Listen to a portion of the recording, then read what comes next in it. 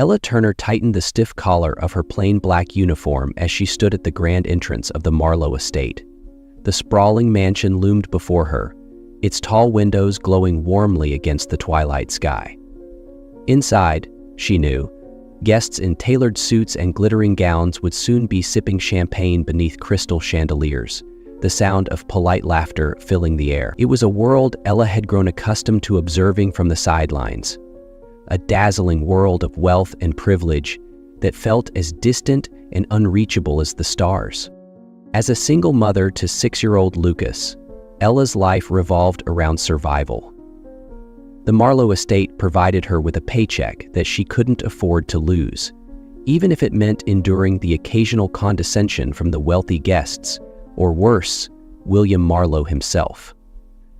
Once known as a charming and generous man, William had become cold and distant after the loss of his wife, Eleanor. Now he was infamous for his sharp tongue and the quiet cruelty he reserved for those he deemed unworthy of his attention. Ella, however, could not afford the luxury of pride. Every shift she worked, every tray she carried, brought her closer to her goal of giving Lucas a better life. Her days of dreaming about playing the piano professionally, an ambition she had once clung to fiercely, were long gone, buried beneath the demands of motherhood and an endless list of bills. The grand hall of the Marlowe estate buzzed with activity as guests arrived, their laughter and the clinking of glasses echoing beneath the high vaulted ceilings. Ella moved through the crowd with practiced precision, balancing trays of hors d'oeuvres while keeping her gaze down. She had mastered the art of invisibility in places like this, just another uniformed figure blending into the background. As the evening progressed, Ella's eyes were drawn, almost against her will, to the grand piano in the far corner of the room. Its polished ebony surface gleamed under the chandelier's soft glow. For a fleeting moment, she felt a pang of longing. Music had once been her sanctuary, a part of herself she had loved deeply before life had demanded more practical sacrifices. Admiring the piano, are we? The sharp, mocking voice cut through Ella's thoughts, and her stomach sank. She turned to find William Marlowe standing behind her, a glass of whiskey in hand, his piercing gaze fixed on her. His tone was deceptively light, but Ella could sense the edge beneath it. "I'm sorry, sir," she said quickly, lowering her eyes. She had learned to tread carefully in conversations with William, whose words often carried a cruelty that stung worse than any physical blow. But tonight, William seemed determined to push her further. "Why don't you show us what you've got?" he said, his lips curling into a cold smile. The room fell silent as his words carried, and heads turned toward Ella. Her breath caught. He couldn't be serious. She wasn't here to entertain, she was here to serve. But the weight of his gaze, coupled with the murmurs from the crowd, left her no room to refuse. "I'm really not," she began, but William cut her off with a dismissive wave. "Nonsense. Surely someone with such an interest in the instrument knows how to play." Ella's heart pounded as a wave of humiliation washed over her. She glanced around, feeling the stares of the guests, some amused, others curious. Lucas's face flashed in her mind, his wide, trusting eyes reminding her of why she was here. Taking a deep breath, she stepped toward the piano, her legs feeling like lead. Her fingers trembled as they hovered over the keys, the weight of 100 stares pressing down on her like a tidal wave. She pressed the first note, soft but steady, and then another. The melody unfolded, hesitant at first, but soon, Ella was lost in the music. As her hands moved across the keys, the room transformed. The whispers faded, replaced by silence so profound it felt like the mansion itself was holding its breath. As Ella played, the music took on a life of its own. It was a piece she hadn't touched in years, one she used to practice on the old, out-of-tune piano in her childhood home. The melody carried her back to simpler times, before responsibility had stolen her freedom to dream. Her fingers, though unpracticed, moved with increasing confidence as the notes flowed effortlessly, filling the room with a quiet, aching beauty. The crowd, which had initially watched her with detached curiosity, now seemed captivated. The air grew heavy with something unspoken, and Ella could feel the shift. Heads tilted, eyes softened, and conversations ceased. Even the most indifferent guests leaned closer, drawn into the raw emotion of the moment. Ella didn't dare look up. She kept her focus on the keys, pouring every ounce of herself into the music. She let it tell the story she couldn't put into words. The story of sacrifice, love, and the unyielding hope she carried for Lucas. When the final note rang out, the room hung in stunned silence. For a moment, Ella feared she had done something wrong. Then, like a gentle ripple, the applause began. It started with a single pair of hands, then another, until the room erupted in a wave of admiration. Ella blinked, dazed, as she slowly stood from the bench. Her chest heaved as she tried to process what had just happened. The applause wasn't polite or forced. It was genuine, filled with awe. For the first time in years, Ella felt seen. At the back of the room, William Marlowe stood motionless, his glass of whiskey untouched. His usual smirk had vanished, replaced by an expression Ella couldn't decipher. There was something raw in his gaze, a vulnerability that caught her off guard. Finally, he stepped forward, the crowd parting around him like the sea. Ella tensed, expecting a cutting remark or another display of his power. But when he spoke, his voice was uncharacteristically quiet. "You played beautifully," he said, his tone lacking its usual sharpness. "My wife used to play that piece." Ella's breath hitched. She had heard whispers from the other staff about William's late wife, Eleanor, a woman known for her warmth and grace. The mention of her name seemed to unravel something in William. His shoulders sagged, and for the first time his eyes softened, revealing not a powerful tycoon, but a man burdened by sorrow and loss. The music unraveling walls he had spent years building. "I owe you an apology," he continued, his voice steady but heavy.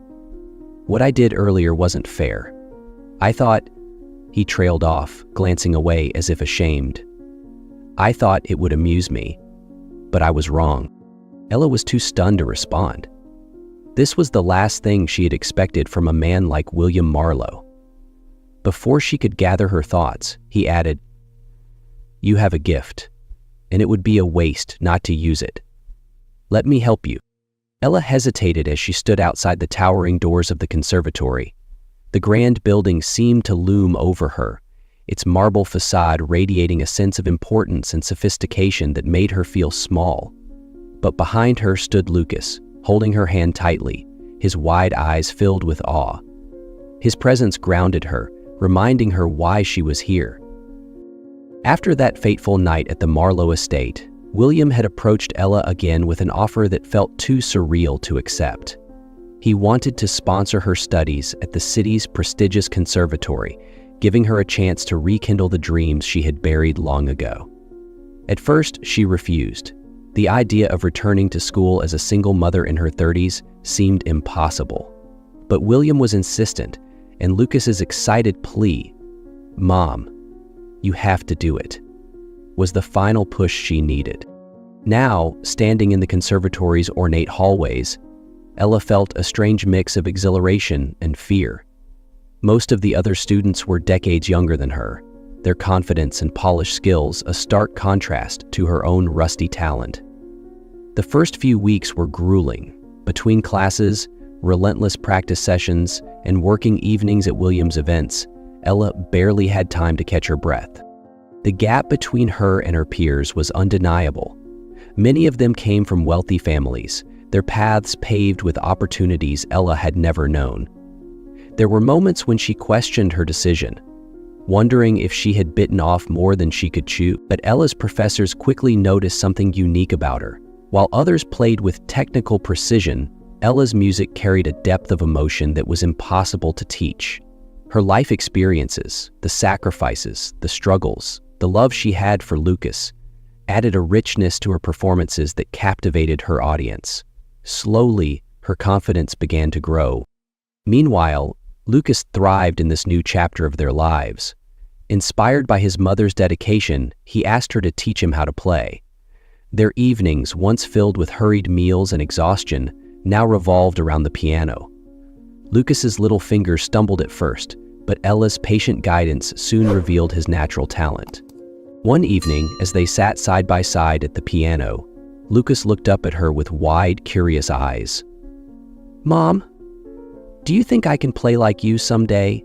he asked, his voice filled with hope and awe, his small hands mimicking hers on the edge of the piano. Ella smiled, her heart swelling with pride.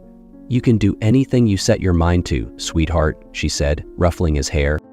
At the same time, William's transformation was becoming evident. The events at his estate, once defined by extravagance and status, began to take on a new purpose. Ella's music had inspired him to turn his parties into meaningful gatherings, raising funds for local charities and community projects. The cold, isolating grandeur of his home was replaced with warmth and purpose, creating a ripple effect that reached far beyond his estate. As the months turned into years, Ella's dedication bore fruit. She became a standout at the conservatory, earning praise not only from her professors, but also from audiences at recitals. Word of her talent spread, and she began receiving invitations to perform at events outside William's sphere. But no matter how busy she became, Ella never lost sight of what mattered most. Lucas, the piano, became their shared sanctuary, a symbol of how far they had come. Every note she played, every chord Lucas learned, reminded them both that dreams didn't have to stay buried. They could rise again, stronger than ever. The Marlowe estate had undergone a profound transformation. Once a monument to wealth and excess, it had become a hub of purpose and generosity. William Marlowe, who had once wielded his fortune to humiliate and isolate, now used it to uplift others. It began subtly, with smaller, more intimate gatherings that prioritized connection over spectacle. Ella's music became the soul of these events, drawing guests into moments of quiet reflection and shared humanity. Inspired by her talent and resilience, William redirected his focus. His parties were no longer about flaunting status, but about making a tangible difference. Over time, his events grew into fundraisers that supported causes close to his heart: scholarships for young musicians, community programs for underprivileged children, and music education in schools. The guests, initially skeptical of this shift, quickly embraced the change. They donated generously, moved not only by the causes, but by the authenticity behind them. Ella played a central role in these evenings. Her music set the tone, imbuing the events with warmth and sincerity. With each performance, she reminded everyone present of the power of art to heal and inspire. As her reputation grew, she began to attract opportunities beyond the estate. Yet she remained loyal to the man who had given her a second chance, performing at his events not out of obligation, but out of shared purpose. Lucas, too, became a symbol of this transformation. The little boy who had once marveled at the grandeur of the Marlowe estate was now thriving in ways Ella had never imagined. His piano lessons, both at home and with professional instructors, revealed a prodigious talent. Guests often asked about him, and William himself took pride in watching the young boy grow. In William's eyes, Ella and Lucas represented hope, a reminder that even in the face of loss and regret, people could find redemption.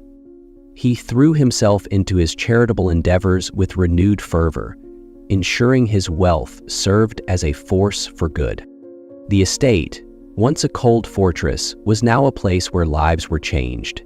Guests no longer came to marvel at its grandeur, but to be part of something meaningful. And at the heart of it all was Ella, whose journey had inspired not only William, but an entire community to embrace the power of transformation. The evening of the benefit concert was one Ella would never forget. The Marlowe estate, now a beacon of community and compassion, buzzed with quiet anticipation. Guests filled the grand hall, their conversations subdued as they awaited the evening's performance.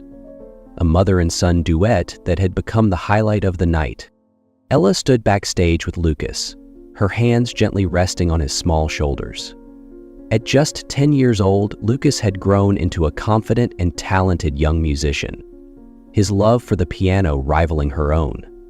He fidgeted nervously with the cuffs of his shirt, his excitement bubbling just beneath the surface. "Mom," he whispered, his voice tinged with both awe and apprehension. "What if I mess up?" Ella knelt to his level, taking his hands in hers. "Do you remember what I always tell you?" she asked softly. He nodded. "Feel the music, don't think about it." "Exactly," she said, smiling. "And remember, no matter what, I'm right here with you." A voice announced their names, and the audience erupted in polite applause as Ella and Lucas stepped onto the stage. The grand piano stood gleaming under the chandelier's soft light, a symbol of how far they had come. Ella and Lucas exchanged a quick, reassuring glance before taking their seats side by side. The first notes rang out, soft and deliberate. Ella led the way, her fingers gliding effortlessly across the keys. Lucas followed, his smaller hands mimicking hers with precision and grace. Their music unfolded like a story, each note weaving together years of sacrifice, hope, and love. As they played, the crowd leaned in, captivated by the harmony between mother and son. The piece shifted from delicate and introspective to bold and triumphant, a reflection of their journey. Lucas's confidence grew with each passing moment, and Ella couldn't help but smile as she watched him lose himself in the music. When the final note hung in the air, a hush fell over the room. Then, like a wave, the applause began. Soft at first, then swelling into a thunderous ovation. Ella stood, her chest heaving with emotion, and took Lucas's hand as they bowed together. In the crowd, Ella spotted William, standing at the back of the room. His expression was unreadable, but his eyes shone with pride. For a man who had once been consumed by bitterness, this moment marked his own transformation. As the applause continued, Ella turned to Lucas, who beamed up at her. "You did amazing," she whispered, her voice thick with emotion. "You too, Mom," he replied, squeezing her hand. The night marked more than just a performance. It was the culmination of their journey, a vivid declaration of triumph over hardship, and proof that dreams, no matter how long deferred, could still be realized. For Ella, it was proof that dreams didn't die, they simply waited for the right time to be reborn. And for Lucas, it was the beginning of a future filled with possibility. Together, they had found not just their place in the world, but in each other's hearts, bound forever by the music they shared.